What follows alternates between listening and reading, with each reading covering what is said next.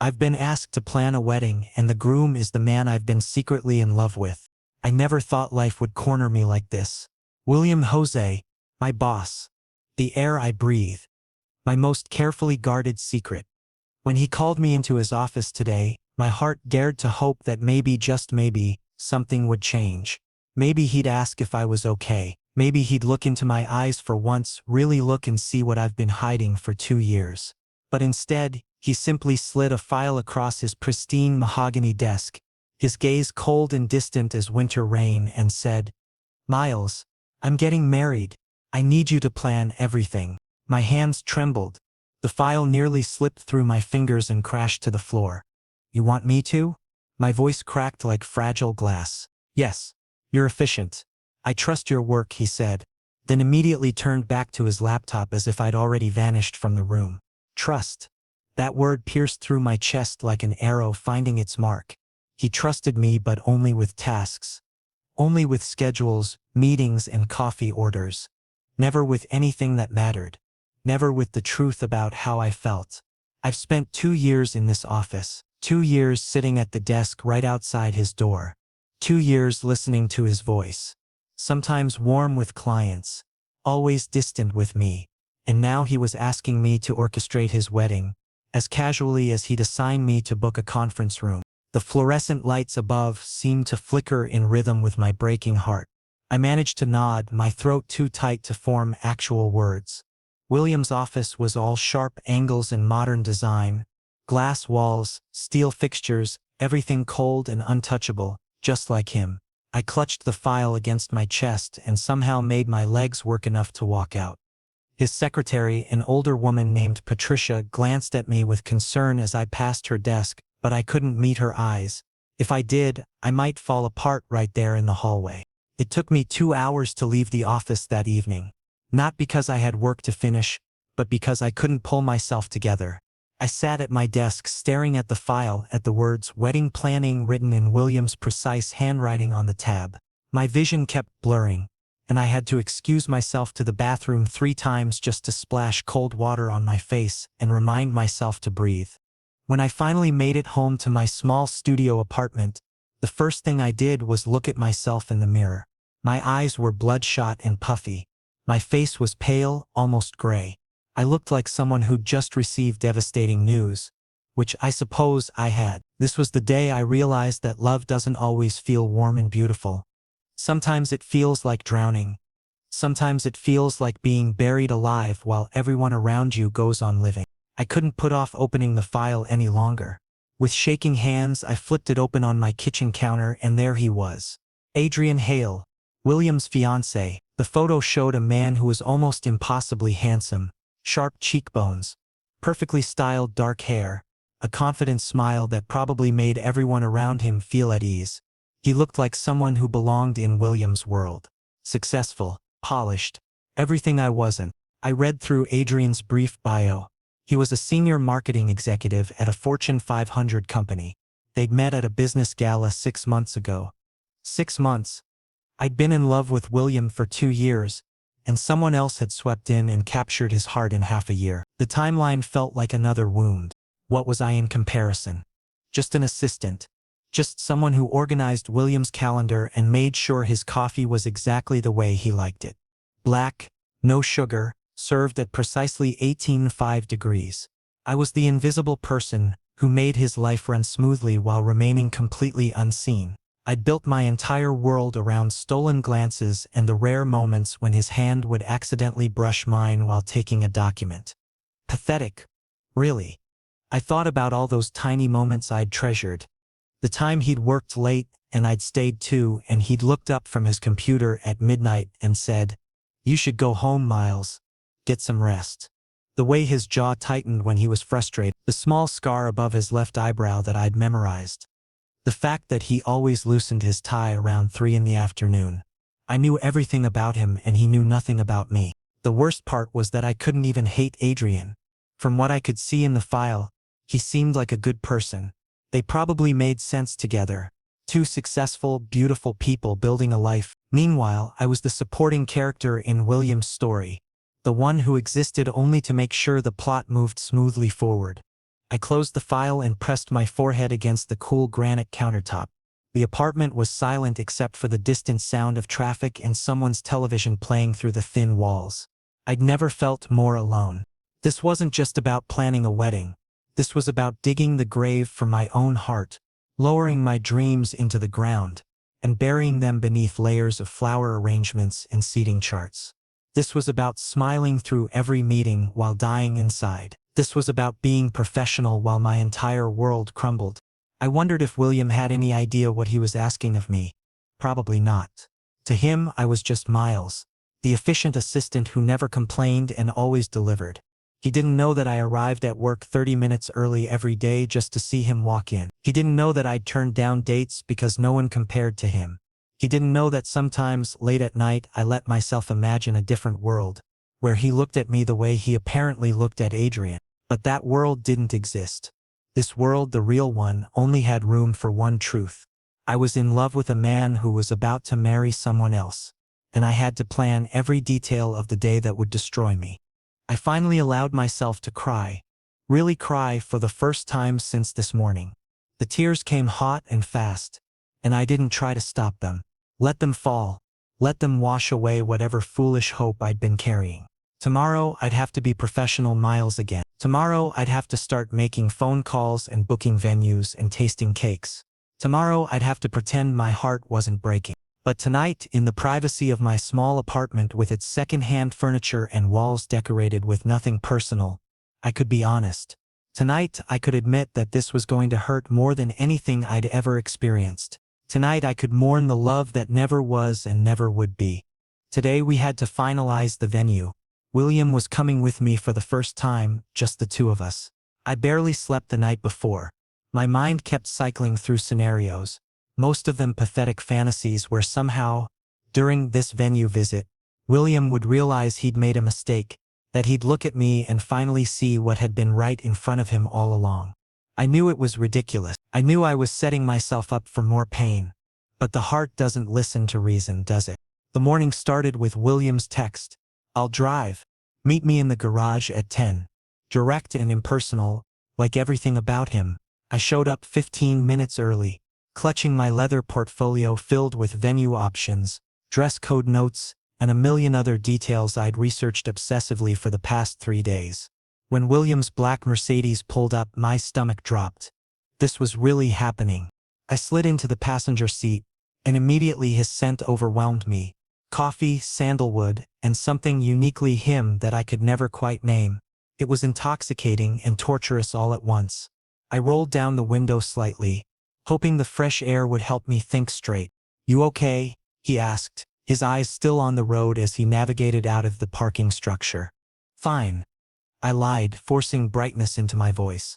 "Just going over the checklist in my head." He nodded and we fell into silence. The kind of silence that felt heavy with everything unsaid. I watched the city pass by through the window, people walking dogs, couples holding hands, a world full of people who weren't trapped in impossible situations. The drive took 40 minutes and I spent every second hyper-aware of his presence. The way his hands gripped the steering wheel, the line of his jaw, the occasional glance he'd throw at the GPS. When we finally arrived at the Ashford estate, I had to admit it was stunning. The venue was all elegant architecture, with soaring ceilings, crystal chandeliers, and floor-to-ceiling windows that overlooked manicured gardens. Everything was decorated in white and gold, classic, timeless, exactly the kind of place where fairy tales came true. Except this wasn't my fairy tale. Adrian was already there, talking animatedly with the event coordinator near the main entrance. When he spotted William, his entire face transformed. The smile he gave was so natural, so full of genuine affection, that it physically hurt to watch. And the way William smiled back, I'd never seen that expression on his face before. It was soft, open, happy. My heart shattered into smaller pieces. "Miles." William's voice cut through my spiral. For the first time he said my name gently, almost carefully. I snapped to attention. "Yes, you don't look well. Are you okay?" I froze. William Jose, the man who barely acknowledged my existence beyond work, was asking if I was okay, looking at me with something that might have been concern in his steel gray eyes. Was I hallucinating? I'm fine, I repeated, though my voice wavered. I forced a smile, the kind I'd perfected over 2 years of hiding my feelings. But I wasn't fine. Not even close.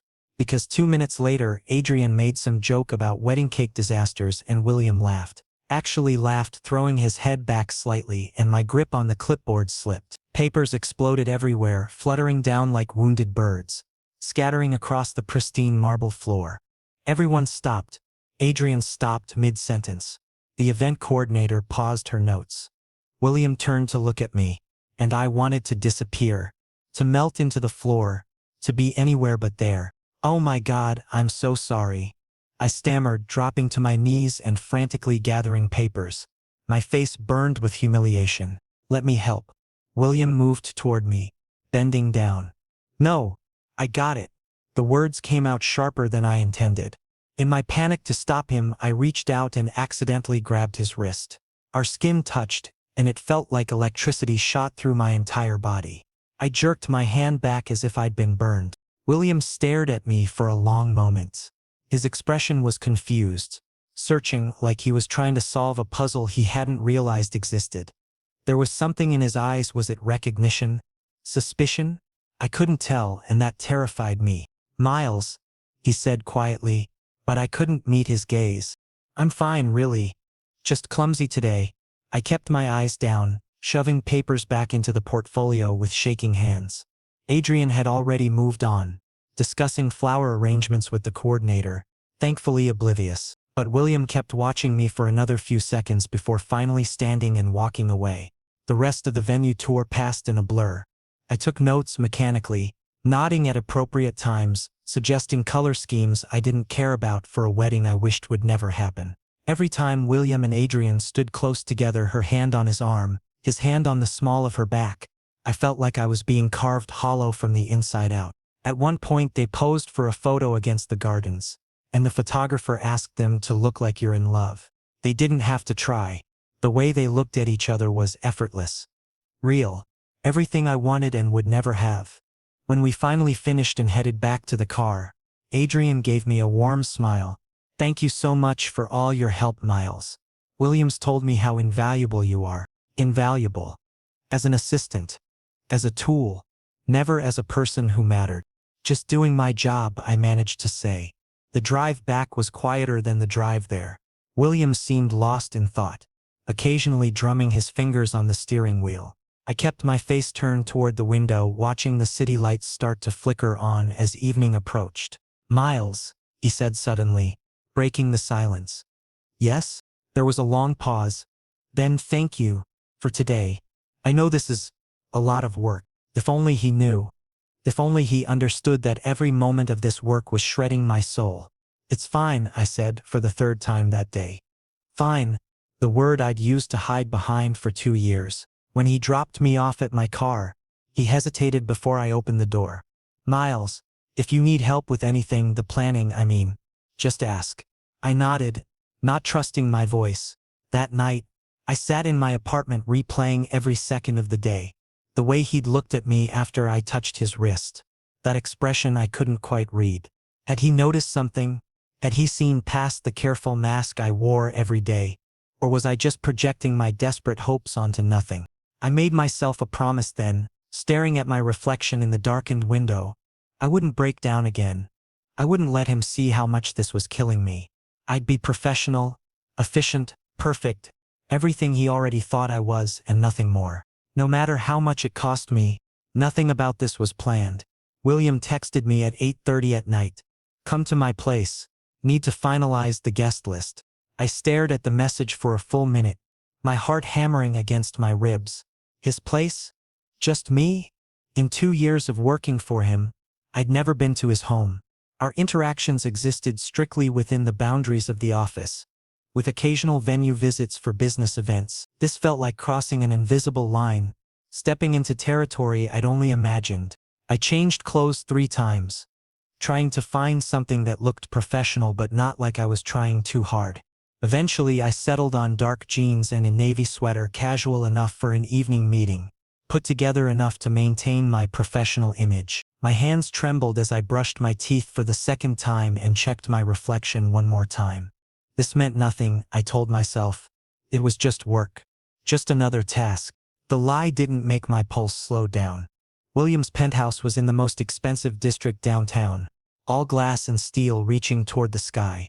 The doorman recognized his name immediately and directed me to the private elevator. As I rode up to the 23rd floor, I watched the city shrink below me and wondered what I was walking into. When the elevator doors opened directly into his foyer, William was waiting. And he looked different. Gone was the sharp suit, the perfectly knotted tie, the armor of professionalism he wore like a second skin. Instead, he wore a plain black t-shirt and dark jeans. His hair was slightly mussed, as if he'd been running his hands through it. I'd never seen him like this, unguarded, casual, almost vulnerable. My throat went dry. "Come in," he said, stepping aside. I walked into his space, and it was exactly what I'd expected, yet somehow surprising. The penthouse was modern and minimalist. Clean lines, neutral colors, expensive furniture that looked barely used. Floor-to-ceiling windows offered a breathtaking view of the city lights. But what caught my attention was the lived-in mess. A half-empty bottle of wine on the coffee table, papers scattered across the couch, a throw blanket crumpled on the floor. It was the most human I'd ever seen his environment. "You want coffee?" he offered, moving toward the open-concept kitchen. Sure. That would be great." I watched him move through his space, pulling out mugs, starting the expensive espresso machine. Everything he did was precise, economical, but there was a tension in his shoulders I'd never noticed before. He looked tired, stressed, maybe even unhappy, though I might have been projecting my own wishes onto him. He brought 2 cups over and we settled on opposite ends of his large gray couch. The coffee was perfect. He'd somehow remembered how I took mine, with just a splash of cream. That small detail made something in my chest tighten. For a few minutes we sat in silence. Not the comfortable kind. The kind loaded with unspoken words and unasked questions. Then he pulled out the guest list, and we started going through names. His family members, Adrian's relatives, business associates, friends I'd never meet. Each name was a reminder that I was here in a professional capacity. Nothing more. But I couldn't focus on the names. My attention kept drifting to his hands. The way he tapped his pen against the paper when he was thinking. To his jawline, sharp enough to cut. To his voice, deeper and rougher than usual, probably from exhaustion. To everything about him that had haunted me for 2 years. "Miles," he said suddenly, making me jump. "Yes? Why did you take this job?" The question hit me like a physical blow. I set down my coffee carefully, buying myself seconds to think. "What do you mean?" "Planning my wedding. You could have said no." My heart stopped. Did he know? Had he somehow figured out my secret? Was this a test? I didn't think I had a choice, I admitted, the truth slipping out before I could stop it. "You're my boss. When you ask me to do something, I do it." "That's not what I meant." He set down his own cup and turned to face me fully. His eyes pinned me in place. "I'm asking why you didn't push back. Why you didn't tell me it was too much. Why you didn't, I don't know, show any emotion about it. Because showing emotion would reveal everything. Because one crack in my armor would bring the whole structure crashing down." "It's just a job, William," I lied, my voice steadier than I felt. "I'm good at organizing events. This is just bigger than usual." He studied me for a long moment, and I felt naked under his gaze. Like he could see through every defense I'd carefully constructed. "Everyone has a choice, Miles," he said quietly. "Even when it doesn't feel like it." The words hung between us, heavy with meaning I couldn't quite decipher. Was he talking about me? Or himself? I wanted to ask him so many things. Why are you marrying Adrian? Do you love him? Are you happy? Do you ever think about me? But I couldn't, because I was just his assistant. And those questions would cross every line we'd drawn. "Is everything okay?" I asked instead, deflecting. "You seem stressed." He laughed, but it was hollow. "Is it that obvious?" "Only to someone who pays attention." The admission slipped out before I could stop it, and I immediately regretted it. Too revealing. Too honest. But William didn't seem to notice. He leaned back against the couch, closing his eyes briefly. Wedding planning is exhausting, he said. Everyone has opinions. Everyone wants something. And He trailed off, leaving the sentence unfinished. I waited, hardly breathing. You just what? I prompted gently. He opened his eyes and looked at me again, and this time there was something raw in his expression. Something that made my heart race. I don't know anymore, he whispered. The vulnerability in those words nearly broke me. I wanted to reach across the space between us. Wanted to tell him he didn't have to do anything he didn't want to. Wanted to confess everything I'd been feeling for 2 years. But I couldn't. Because what if I was wrong? What if his doubt had nothing to do with me? What if I ruined everything? So instead I said pre-wedding jitters are normal. Everyone goes through them. The moment passed. He straightened up, the walls going back up, and nodded. You're probably right. We finished going through the guest list. The atmosphere returning to something more professional, more distant, but the echo of his words "I don't know anymore" kept repeating in my mind. When I finally left around midnight, he walked me to the elevator. Just before the doors closed, he said, "Miles? Thank you for everything." The doors shut and I descended back to ground level, my mind spinning. The entire night felt surreal, like I'd stepped into an alternate dimension where the lines between professional and personal blurred, where William was just a man, confused and tired, instead of my untouchable boss. When I got home, I collapsed on my bed fully clothed, staring at the ceiling. One question consumed me. If William didn't know what he wanted anymore, did that mean there was a chance? Even the smallest possibility? Or was I just torturing myself with false hope? I didn't have an answer, but I knew one thing with absolute certainty. After tonight, everything felt different. The distance between us had shrunk, just slightly, and I didn't know if that made things better or infinitely worse. Only time would tell. Today was cake tasting day. Adrian, William, and me, all three of us at an upscale bakery in the heart of downtown. I never imagined that sitting in a cake shop surrounded by the sweet smell of vanilla and buttercream would become one of the most painful experiences of my life. The bakery was beautiful, all white marble countertops, gold accents, and display cases filled with wedding cakes that looked like edible works of art. Soft classical music played in the background, and everything felt romantic and perfect. Everything except how I felt inside. Adrian arrived first, greeting me with genuine warmth that made me feel even worse about my situation. He was kind, funny, completely unaware that the person sitting across from him was desperately in love with his fiancée. When William walked in 10 minutes later, Adrian's whole face lit up in a way that made my stomach turn. Not because Adrian was a bad person, but because I wanted to be the reason William's face lit up like that. "Sorry I'm late," William said, loosening his tie slightly. "Conference call ran over." "No worries, babe," Adrian replied, and that casual endearment hit me like a punch to the gut. Babe. Such a simple word. Such an intimate word.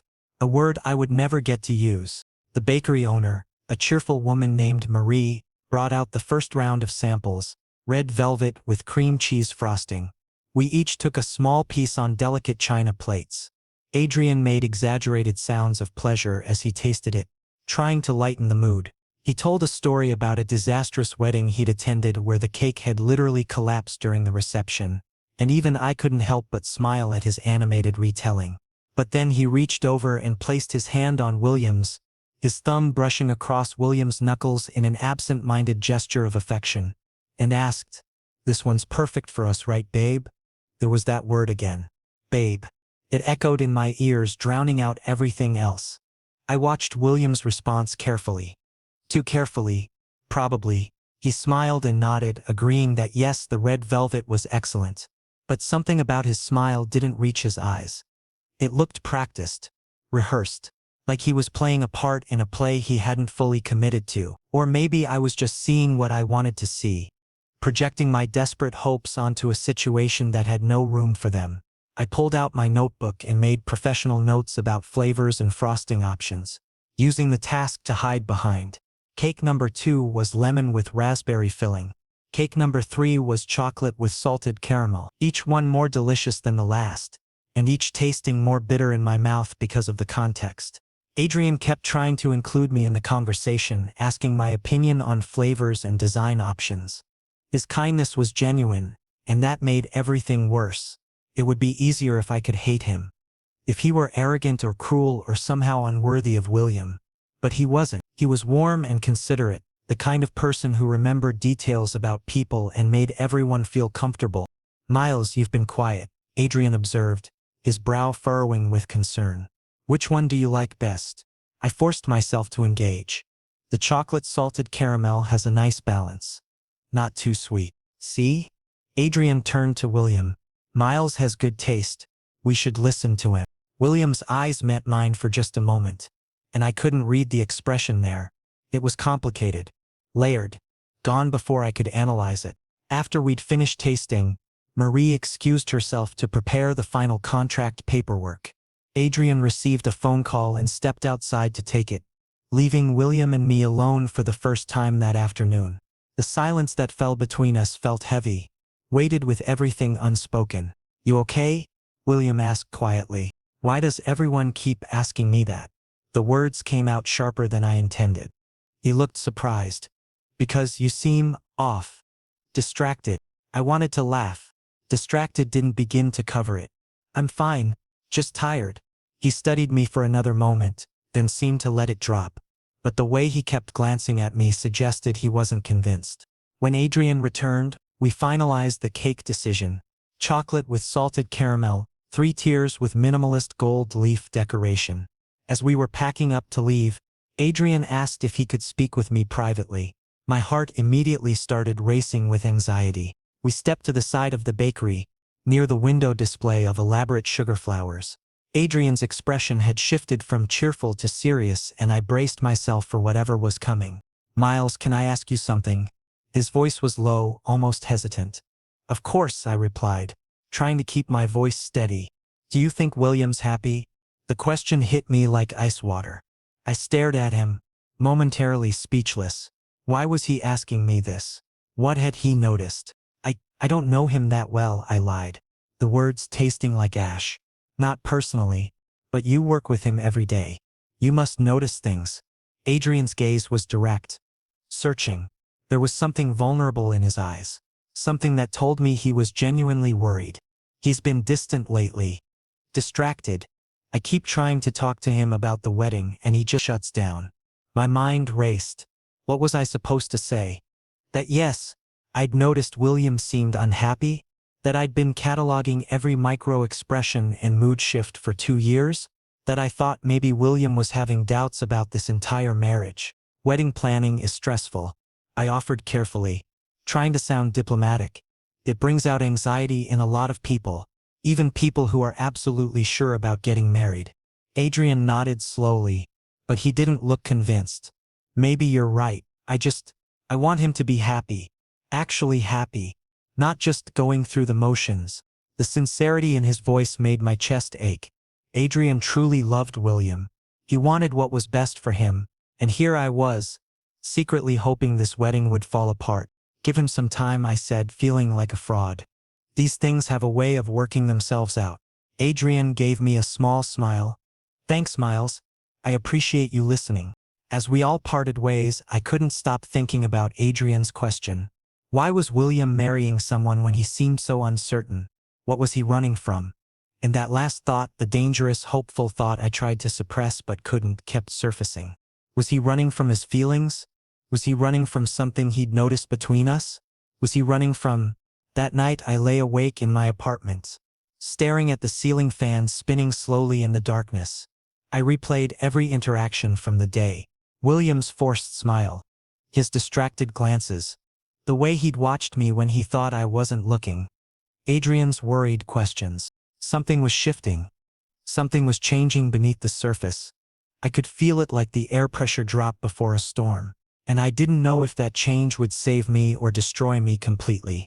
All I knew was that this wedding was approaching like a freight train, and I was tied to the tracks, unable to move, unable to look away, waiting for the inevitable impact. This night changed everything. It was late, nearly 10 o'clock, and I was still at the office working on seating arrangements for the bachelor party. The building was almost empty, just the occasional sound of the cleaning crew vacuuming down the hallway and the hum of the air conditioning. I'd been staring at the same spreadsheet for an hour, moving names around like pieces on a chessboard, trying to figure out which of William's friends and colleagues would mesh well together. I didn't expect William to still be here.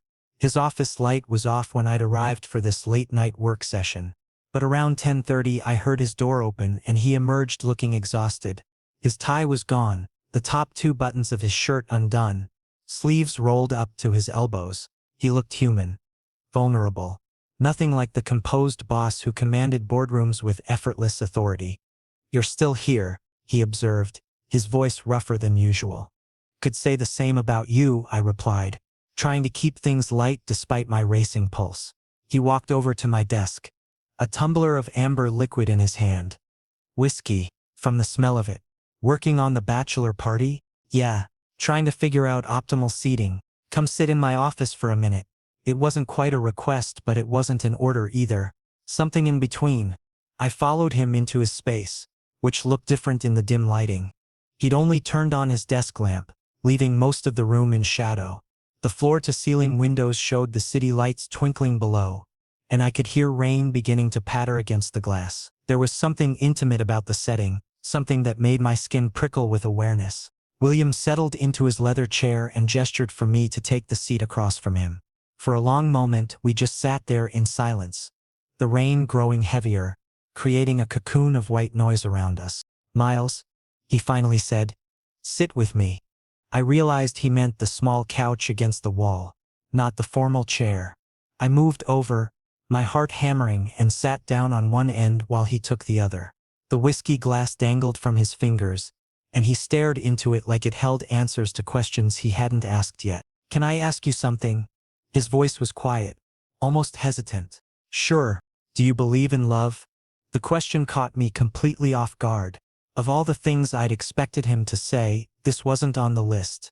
I took a breath, trying to formulate an answer that was honest but not too revealing. "I think so," I said carefully. "I think love exists. I've seen it in other people. But not for yourself?" He looked at me then, really looked at me, and I felt exposed. "I didn't say that. I don't." His words were heavy, weighted with something that sounded like pain. "I don't believe in love. I think it's just fear wearing a prettier mask. Fear of being alone. Fear of insignificance. Fear of dying without having mattered to someone." I'd never heard him talk like this. Never heard this kind of raw vulnerability in his voice. "That's pretty cynical, is it?" He took a drink, the ice cubes clinking softly. "Or is it just honest?" "Then why?" I stopped myself, but he caught it. "Why am I marrying Adrian?" He finished my sentence. "That's what you were going to ask, isn't it?" I nodded, not trusting my voice. He set the glass down on the coffee table with deliberate care, and when he looked at me again, his eyes were dark with something I couldn't name. The air between us felt charged, electric, dangerous, because I'm a coward. "Miles." The rain was coming down harder now, drumming against the windows like it was trying to get in. Or maybe it was trying to drown out what was happening in this room. This moment that felt like it was balanced on a knife's edge. William moved closer. Not much. Just a few inches. But in the intimate space of the dimly lit office, it felt like he'd crossed a continent. "Miles," he said again, and my name in his voice sounded different.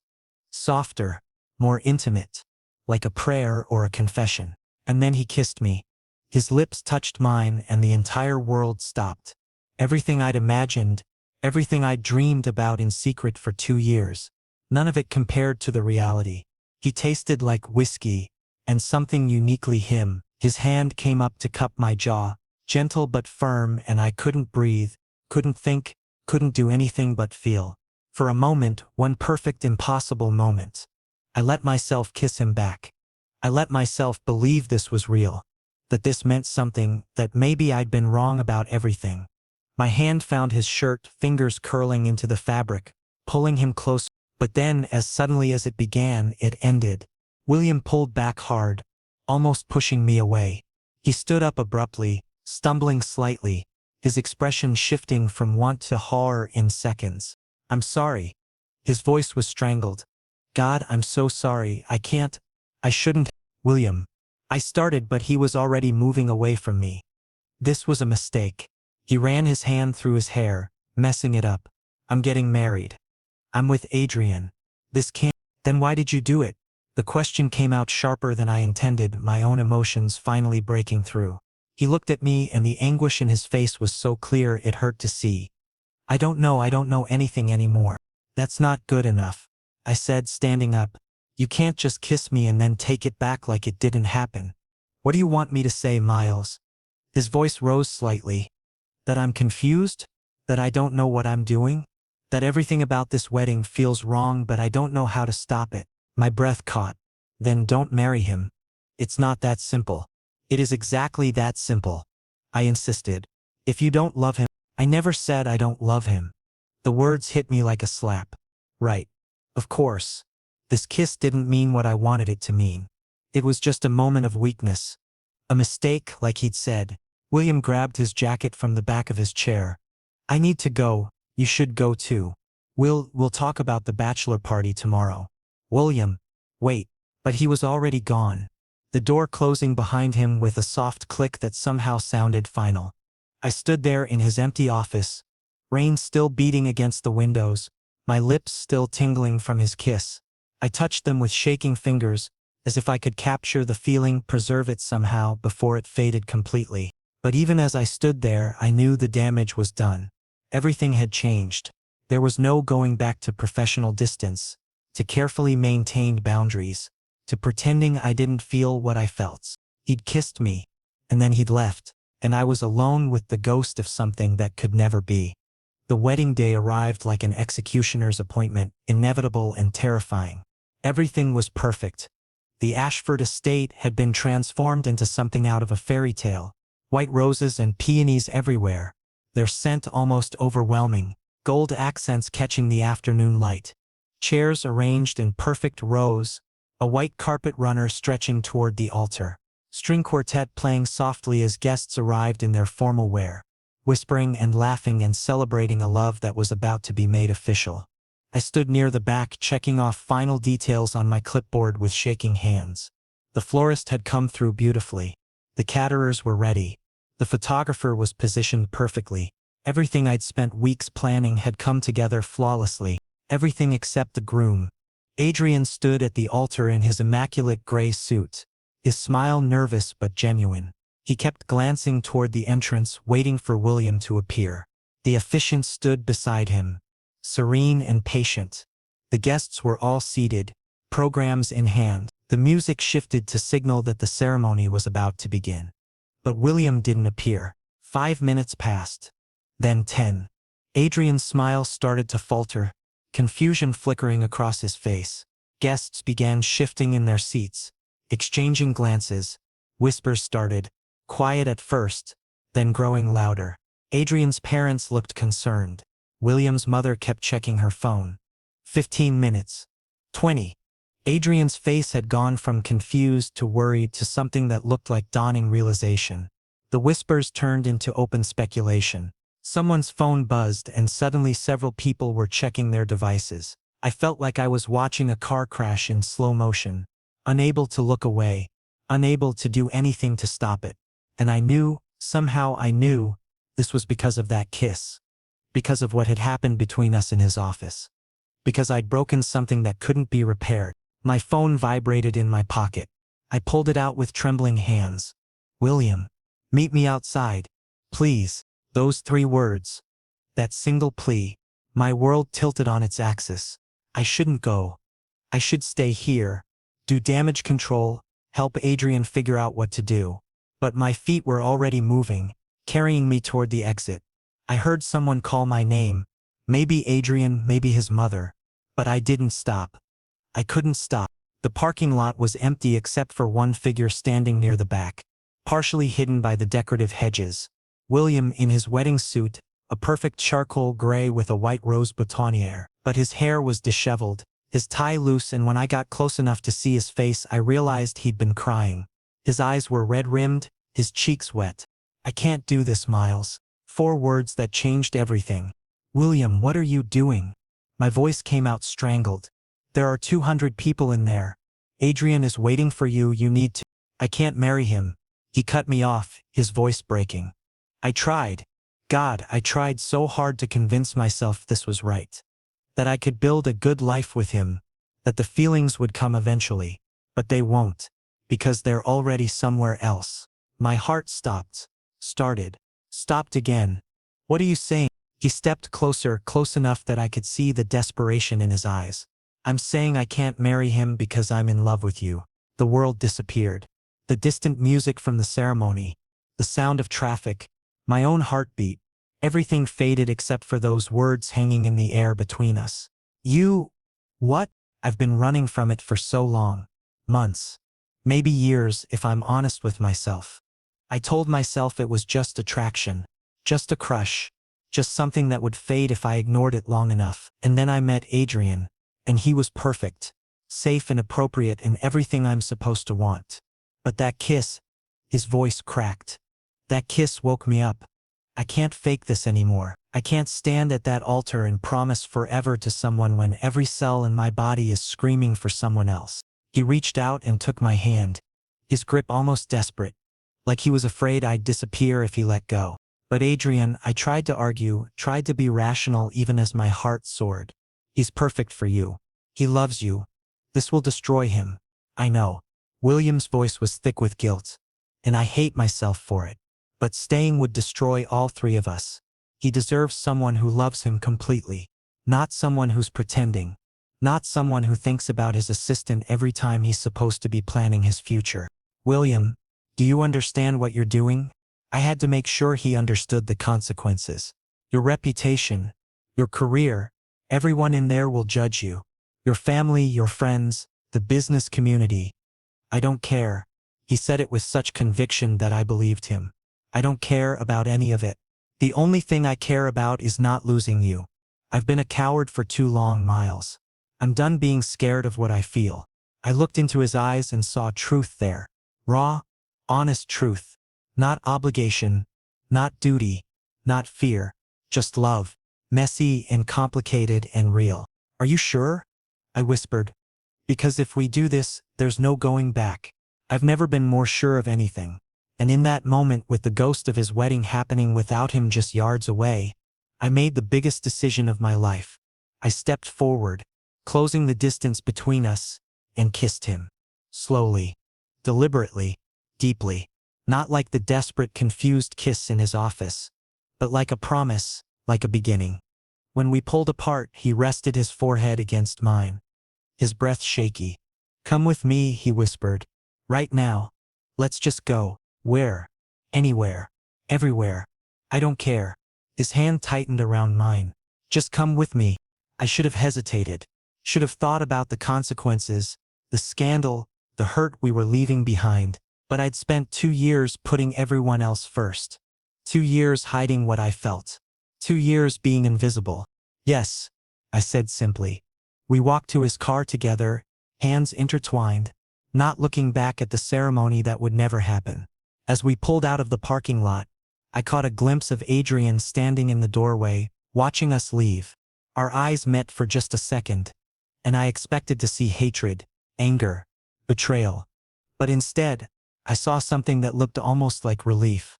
And then he smiled, small and sad but genuine, and mouthed 2 words I could read clearly even from a distance. Be happy. Then he turned and walked back inside, and I knew he'd be okay. Eventually, maybe not today, maybe not for a long time, but he'd survive this. He was stronger than both of us had given him credit for. William drove us away from the estate, away from the life he'd been building, away from everything safe and planned. We didn't talk about where we were going. We didn't need to, because love isn't about safety or plans. Love is a leap of faith, a jump into the unknown, a choice to be brave when everything tells you to be careful. And finally I was ready to jump.